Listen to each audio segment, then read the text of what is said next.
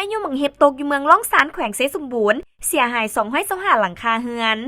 วันที่18หาวันที่19เมษายน2026กองบัญชาการทหารแขวงเซสมบูรณ์นำโดยทานพันโทบุญร้อนไสยเพ็ญห้องหัวหน้าห้องเสนาธิการกองบัญชาการทหารแขวงเซสมบูรณ์มีร้อยเอกสมพรไสสงครามห้องหัวหน้าแผนกสู้รบได้สมทบกับกำลังไอน้องทหารกองบัญชาการทหารเมืองล่องซานเคลื่อนไหวลงพื้นที่และช่วยเหลือพ่อแม่ประชาชนครอบครัวพนักงานนักรบที่ถูกผลกระทบจากเหตุการณ์พายุฤดูร้อนฝนหมักเห็บในคืนวันที่18เมษายน2026อยู่บ้านโพนไซบ้านโพนเลาเมืองล่องซานแขวงเซสมบูรณ์ผ่านการเก็บกำข้อมูลตัวจริงในเบื้องต้นมีเรือนที่ได้รับผลกระทบอยู่บ้านโพนไซ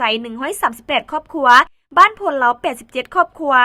ปัจจุบันกำลังเล็งใส่การซ่อมแปลงสำเร็จแล้ว10กว่าหลังคาเรือนและยังสืบต่อช่วยเหลือพ่อแม่ประชาชนซ่อมแปลงเรือนที่ถูกผลกระทบในครั้งนี้ให้กลับคืนสภาพปกติโดยไว